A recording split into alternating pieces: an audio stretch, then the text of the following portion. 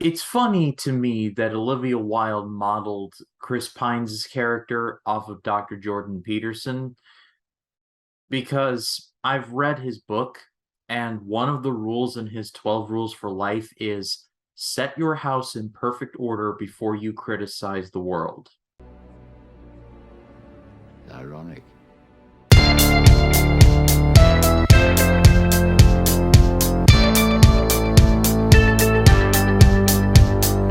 Hello, everyone. My name is Ryan Cam, here with my brief thoughts on Don't Worry, Darling. This was directed by Olivia Wilde, and it starred Florence Pugh, Harry Styles, Chris Pine, and others. It tells the story of a married couple named Jack and Alice, played by Styles and Pugh, respectively.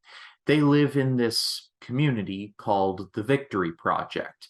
It's not really known what they do, other than the fact that they are changing the world.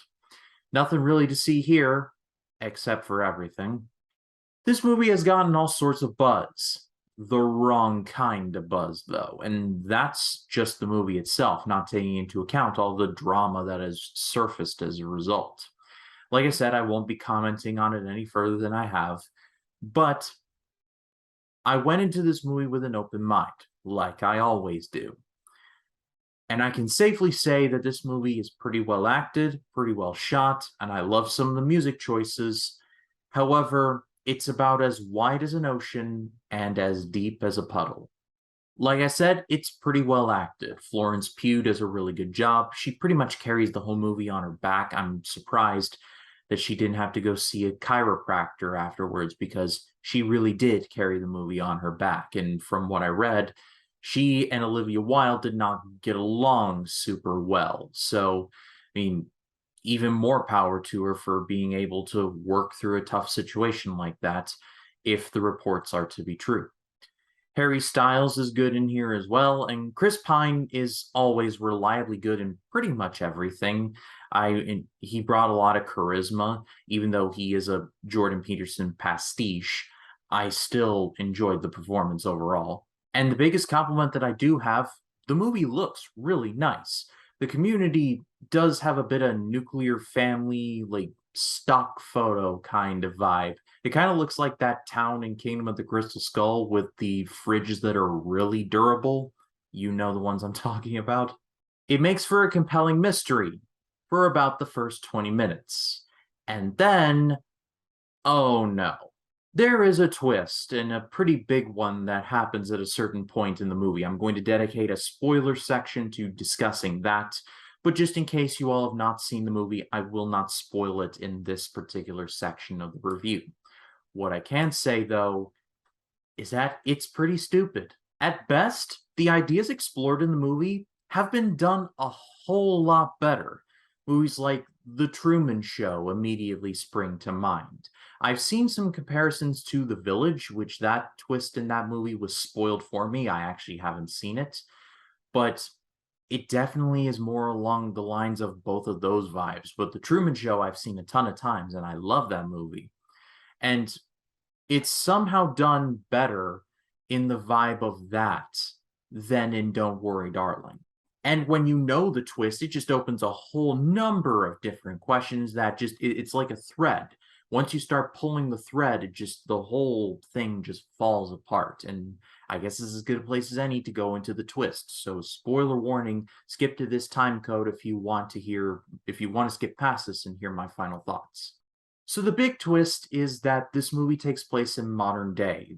The Victory Project is basically virtual reality. It's a system that was purchased by Harry Styles' character, but in the real world, he's unemployed and he's kind of a loser. How he managed to bag Florence Pugh, who is also a character in the real world and an overworked surgeon, I will never understand.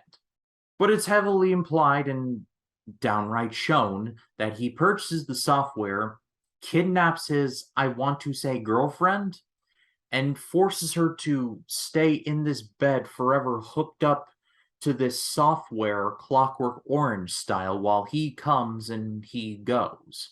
Supposedly to make money to survive on this lifestyle. I'm serious, y'all.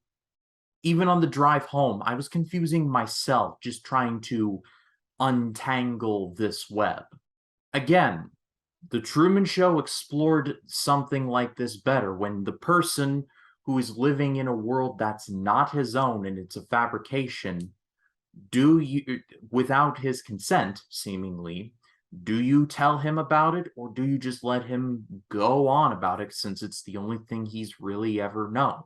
And it's an idea that is explored so well in the Truman Show, and is an idea that is touched on in Don't Worry, Darling, in that Florence Pugh's character was thrown into this world without her consent, and it's done way worse.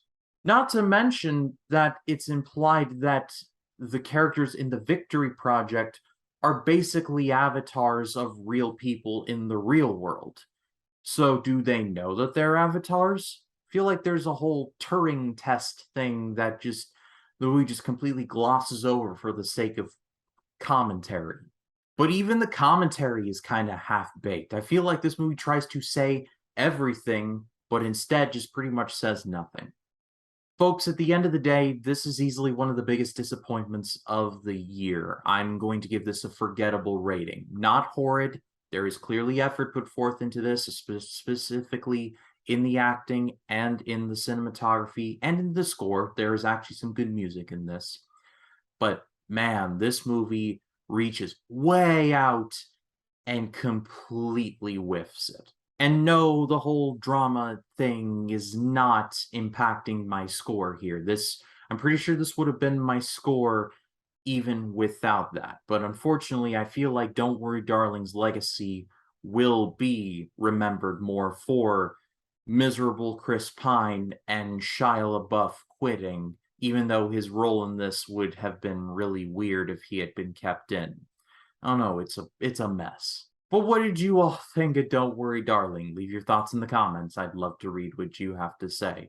And if you like this video, please be sure to leave a like, comment your thoughts down below. And if you like this video and you want to see more like it, hit the subscribe button and click the bell to allow notifications. That way when a new video drops, you'll be the first to know about it. My name is Ryan Cam, and I'll see you in the next one.